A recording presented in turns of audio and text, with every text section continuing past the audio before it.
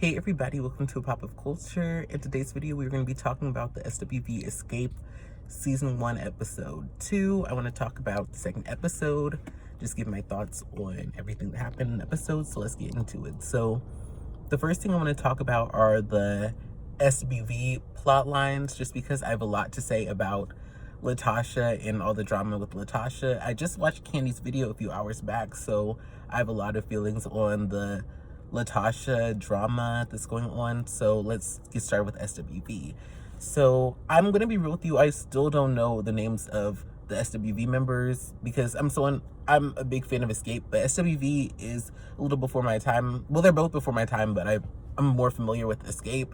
So as the episodes continue, I'm going to learn more about their names, but I want to talk about the first member of Xscape. She was the one who had the first member of SWV. She had her family member come to talk with her, and she was talking about how before she was in SWV and making money from the music, of course, she came from very humble beginnings, and she was talking about how one of the things she just wanted to buy once she became successful was a bed, like a bed. Like, of all the things that people say they want to spend money on, a bed was something she wanted to buy. And I really appreciated that, because it just showed, even though these people are getting paid well, they are, at least from what they're showing us, they're living a certain type of lifestyle. A lot of them came from humble beginnings, and I feel like so many Black public figures, Black celebrities, they basically, it's like they want you to think they've always had it like that. They've always, been coined up. They were born with a silver spoon in their mouth. They've always had it like that. So it's nice to see her being real about she didn't come from this, and this is something that came to her, and she showed that gratitude. And I just remember I saw this clip from Fantasia on Instagram where she was saying how a lot of artists, they front like they have it like that. So just seeing that transparency of, I didn't always have it like this. I came from humble beginnings, and not being ashamed of it. And not also trying to exploit it, because there's people who try to exploit that rags to riches of, oh, I came from nothing and this, that, and the third. And if that's your story, that's your story. But there's also people who, like I said, they use it as a way to market themselves, and it can come off as very inauthentic. So it's very nice to see her just really sharing her truth and just being honest with the audience of, this is where I come from. Because I think they were saying that they got paid very nicely for that show in the previous episode, but I like that she kind of grounded it in, this is where I came from. So it showed that gratitude of, it's not just I'm saying I have it like this to say I have it like this, but I came from a certain place, and I'm grateful that I was able to build this for myself. So I love that for her. And it definitely, as someone who is an aspiring musician and artist, it was nice to know that, hey, there are people who, came from regular life who were able to find success in their field and to find success in music. So it was just very inspirational for me. So that's what I have to say about that SWV member. Next, I want to talk about the other SWV member. She was talking about how they'd been gone because they were touring and they were performing. So she was saying how she was gone for a month, and she was happy to reunite with her son, who was a rising senior in high school, and also her husband. And I liked that they showed this as well, because she said she was gone for a month. And when I actually was watching a story time by 𝘎𝙪𝙗𝙗, she was saying, I'm not exactly sure who her dad is, but she was on Growing Up Hip Hop, and her dad, I believe he's a famous DJ. So she was saying how he'll tour a lot. So when she was in high school, because it was a story time about how she got arrested because she was basically driving without a license, because she would drive to school when she was in high school, to her small school. She would drive on the back roads, and a lot of the people at her school did that. So in the story time, she was saying how her dad was gone because he would go and tour for months at a time. So she was just used to being very independent. So it was just very interesting to see the SWV member saying how she was gone for a month, because I'm a aspiring R&B singer, I'm an aspiring artist. So for me, I'm always someone who's like, oh, I'd love to put out music. And I'm actually, working on stuff here and there. I'm not going to speak on it till it's done. But I'm someone who, I definitely would love to perform. I'd love to put out music. So I definitely can imagine, what that would be like. And, I would think about how much I would love to do that. But one of the things I realized through people talking, like Aisha talking about how she would be at home by herself a lot, and because her dad would be traveling, and this person from SWV saying how she was gone for a month, I realized, like, it's a blessing to perform, but there's also costs that come with performing. And I'm sure, like she said, they were paid very well for the gigs that they've done. So of course there's that financial aspect of, I'm sure she's taking care of her son, and there's certain financial security that comes with her being a member of SWV, but there's also that cost of, hey, my mom is gone, like my mom is not here. So, and the husband, that probably impacts their relationship. So I like that they were showing that kind of full circle moment of, hey, they are getting paid nice, they're famous, they've got followers, they've got an influence, they perform, you know, people know them in the culture, but hey, there's also this impact on her family life, and there's that family balance of, hey, I'm a member of this group, but there's also other elements of my identity. She said something along the lines of, I'm a member of SWV, but I leave that at the door, and I'm a mom and a wife. And I just think that shows, like, yes, your career can be important, your aspirations can be important, but you have to, I guess, wear those different hats and find that balance where it's not just all about the business or the industry. And I think that's how a lot of people can how a lot of people can run themselves ragged, because they're just so focused on the industry and my followers and my influence and my likes and my this and my that, and they may not be focused on cultivating relationships offline with their family members, with their friends, keeping that up, because that matters just as much as your engagement or who's buying your music or where you're charting. All of that matters when it comes to being a happy person. So I love that she was showing that work-life balance. And lastly, I want to talk about Coco. I only know who Coco is because of course I feel like she's got that very big personality, and so I picked up on her name. I'm like, I know who Coco is, and of course I've seen her on social media, and I'll get into that in a minute. So basically, Miss Coco, she was having a conversation with her son. I believe his name is Jalen, and at the time of recording, he's 19 years old. So basically, she was talking with him because he wants to do music, and of course, she was saying she wanted him to have a certain type of career, like she wanted him to be a dentist, because of course she knows what the music industry and the entertainment industry can be like, and how, I guess, grueling he can be, all the behind the scenes stuff like that. But she was talking about how, I guess, I like that she was still being supportive of him, but she was just letting him know, I guess, hey, I know you like to sing, and hey, you're talented, but like, hey, like, as someone who's been in the business for this amount of time, like, hey, like, it's not just all sunshine and rainbows, and there are benefits to going to college. She talked about how she would have liked to go to college, and that's something I definitely have thought about a lot, because I watched Christy Carlson Romano from Even Stevens, and she talked about how she went to college and how there's costs to that, because there's some people who don't go to school and they keep working, and there's benefits to that, but there's some benefits to going to college and having that real life adult experience. And she was talking about how she tells actors, hey, like, this college experience, you can get a degree later on, but that's something you can't, like, that being in the dorms, you know, going to school, being with people around your age, having that freedom, having that kind of entry into adulthood that's not the workforce, like, that is a unique experience, and that's a valuable experience. And you can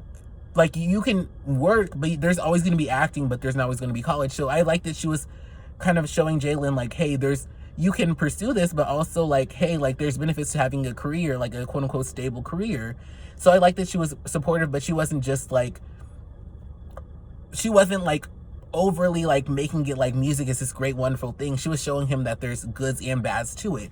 One of the things I also wanted to comment on, and I'm like, I don't want to speak on stuff I don't know or whatever, but it seems like her son Jalen may be a member of the LGBT plus community from, I guess, his mannerisms, his nails, things of that sort. So I like the fact that she was supportive of him and she was comfortable with him being him, because I definitely feel like there are some Black public figures where either they don't support their LGBT plus children, or children who may deviate from the gender norms of the Black community.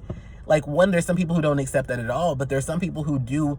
If they are a public figure, they may feel ashamed to it of, oh, well, if you're on camera with me, like, you got to act this way. So I love the fact that she was just letting him be him and she was being supportive of him. And I think we need more representation of that. And I'm loving seeing that through 𝘎𝑖 Wade and Dwayne Wade, of, like, there are Black parents out there who are supportive of their LGBT plus children. And I'm not, like, speaking that onto Jalen, but I'm just saying, like, I like that she's not ashamed of him, and he's on the show, he's being him, and he's being in his truth, and I love the fact that she's supportive, and she's not somebody who seems to be bothered by that. She's going to support him, and she's going to do that. Like I said, I'm not speaking that on him, but that's just the vibe I'm getting from the show. So I like the fact that she was supportive of him. And I love the fact that as an artist, she's allowing him to, how do I put it? She's promoting him. Like, I remember they did a cover together and she also had him on Versus. So I love when artists give their children the platform to perform and to put themselves out there. But it's not in a momager way of, okay, well, you got to be perfect. You got to be perfect. You got to hit your mark. You got to hit your note, blah, blah, blah, blah, blah. It seems like she's allowing him to, she's showing him the way, but not in a controlling manner. She's showing him, hey, I support you and I want you. If you want to do this, I'm going to support you and I'm going to help you with the connections I have. But I'm not going to be the momager where I'm going to turn it into something where it's not fun and I'm living vicariously through you. So I love that. I love their dynamic and that vibe of that.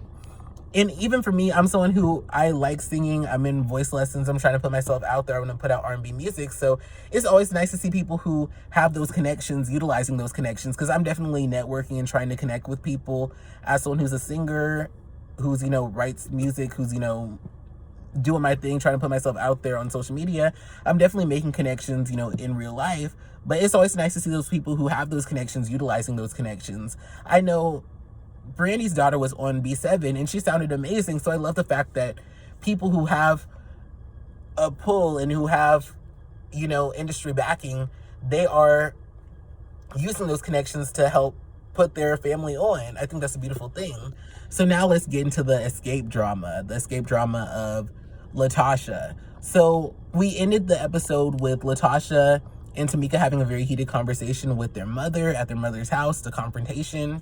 And if you want to know how I feel about that, definitely check my first episode review out.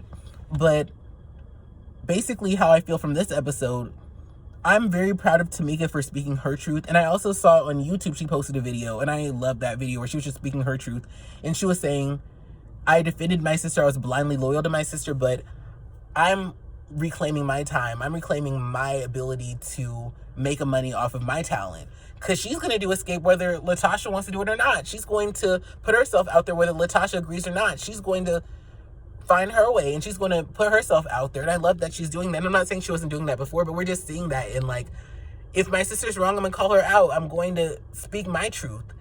And I think that's so important, of speaking your truth. If people are doing you a certain type of way, if you feel a way, speaking it, not just internalizing it. Tamika's no longer afraid to share her truth. She's no longer hiding away and just taking whatever treatment from her mother and from Latocha. So I love that for her, because I'm definitely someone who's had to learn to advocate for myself. So I see myself in Tamika in that, like, speaking up for myself, not allowing people to do me any type of way, because people will take you places if you allow them to. So anyways, the main thing I wanted to talk about is I was really bothered by Latocha in this episode, because once Tamika shared her truth, Latocha gave this manipulative voicemail of like, oh, I can't believe you spoke to us like that and we're family, this, that, and the third. And it's like, weren't y'all family when you stole money from her? Now, I will say, I do think that there's a possibility that Rocky did it behind her back and maybe she doesn't even know about it. But just the nastiness that she's put towards her, I feel like Latocha does know what's up. But anyways, going back to Latocha, I didn't like that voicemail because Latocha was trying to say, oh, we're a praying family and you don't talk to our family like that and you don't disrespect our family like that. And as a Black community, we need to stop holding other people accountable disrespect. Sometimes the elders do need to be put in line. Sometimes we need to speak to people and tell them how we really feel. Because that's the thing, the elders, because she was trying to say, oh, you're talking to our mama like this. But Tamika was making sure to be very respectful, but she was not going to let Miss Gloria, yeah, I think that's her name, Miss Gloria, she wasn't going to let her speak to her any type of way. And I'm all for that. Like, just because you're an elder doesn't mean that you're in the right. And if you're going to invalidate her, because she invalidated Tamika. So once she invalidated her, like when you invalidate somebody over something traumatic, you need to expect that you're going to get a comeback. And a lot of Black elders, I feel, they get so caught up in the, oh, you can't speak back to me, don't talk back, oh, I'm the authority.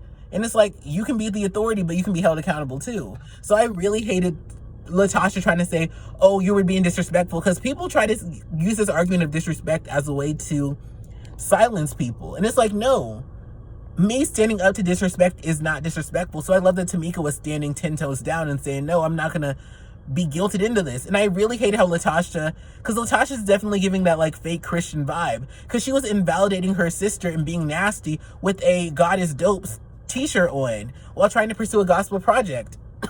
And it's like, some of y'all want the accolades and you want to be known as a godly person, a godly man or a godly woman, but your actions don't show that. So I was really sick of Latocha trying to say this, oh, we a family, we pray and we do this and we do that. Even when she was beefing with the group and trying to not have a meeting with the group, she was like, it felt so manipulative because she was trying to say, oh, I need to pray on it. And it's like, you don't need to pray on it. You need to have that solo meeting with the record label. So that's why you're not trying to make a move with this tour. So it just felt like she was being very manipulative. So I really did not appreciate Latocha, because it felt like she was because the Xscape was trying to have a meeting about the management and like potentially the tour. And she was trying to say, she tried to hold it back by saying, oh no, I need to have a meeting with my sister. Me and my sister, we need to settle what happened with our mom. And it's like, she stood up for herself. So y'all don't need to settle it.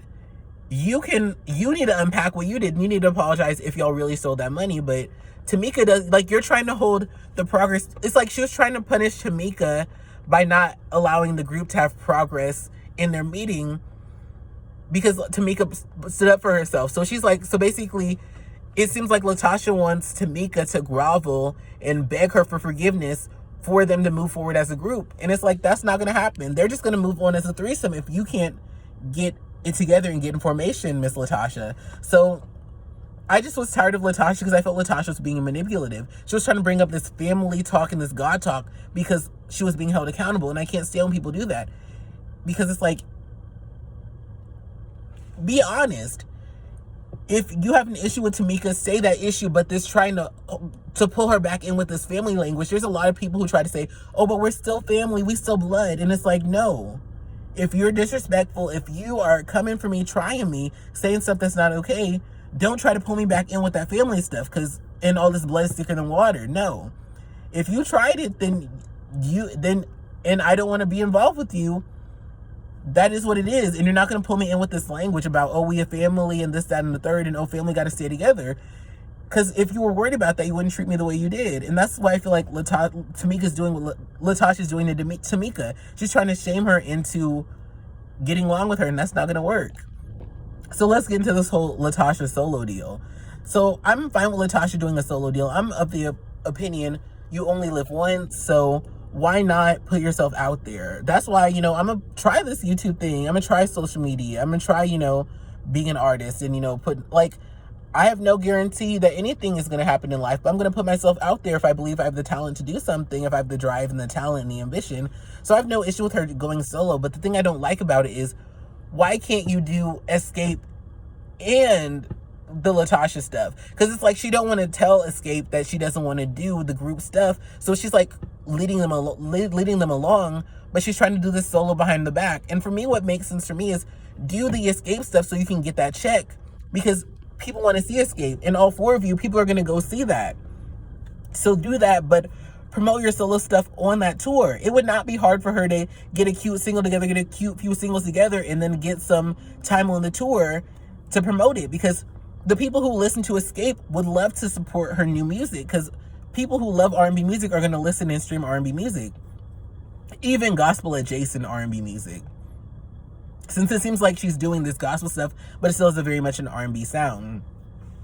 So my thing with Latocha is, I have no issue with her going solo, but I don't like this, you're not wanting to tell the group that you're going solo, and you're trying to do it behind their back. Say it with your whole chest. Either say, I don't want to do the group, or I do want to do the group and do the solo, but this middle stuff I don't like.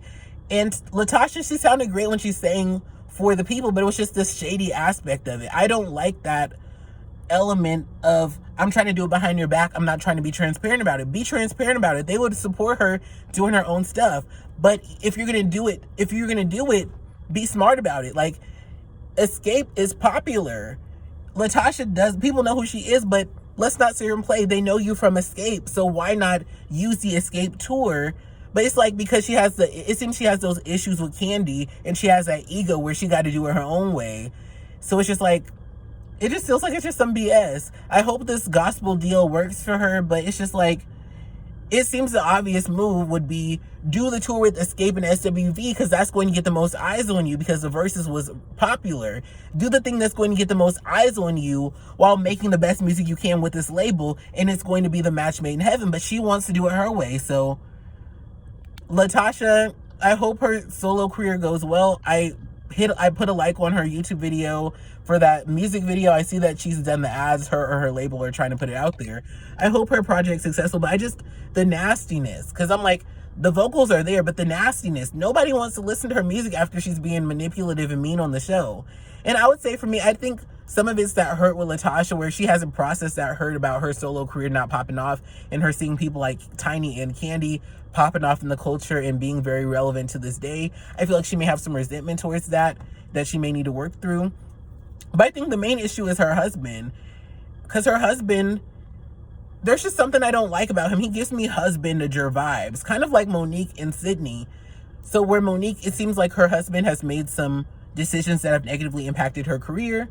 It seems like her husband is like, it seems like he's using her and he's not acting in her best interest. Because like I said, I think her best interest would be doing the Xscape tour, the Xscape SWV tour, because that's going to have the most eyes on her. But it's like, it seems like with him, he thinks he knows best. Just like Sydney, there was that phone call, if you're not familiar with Monique, of course, Monique, the comedian who was in Precious, there was a phone call where basically her and her husband had called Tyler, because of course they felt that she wasn't paid fairly for Precious. So they felt like there was some stuff like what they felt they weren't fairly compensated for the project.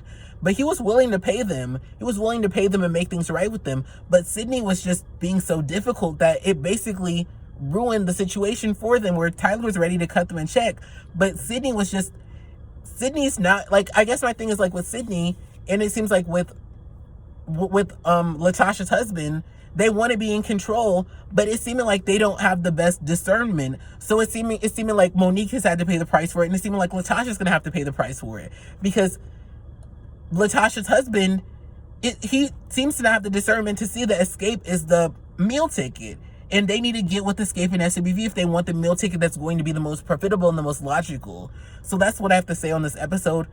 Latocha can sing, but the nastiness, and the husband, I feel like he's going to lead her on a path to hell. He's going to lead her on a path to failure, and she can't see it. So let me know your thoughts. I've spoken for a long time, so let me know your thoughts on this episode. Thanks so much for watching. Like, comment, subscribe, and share. See y'all in the next one.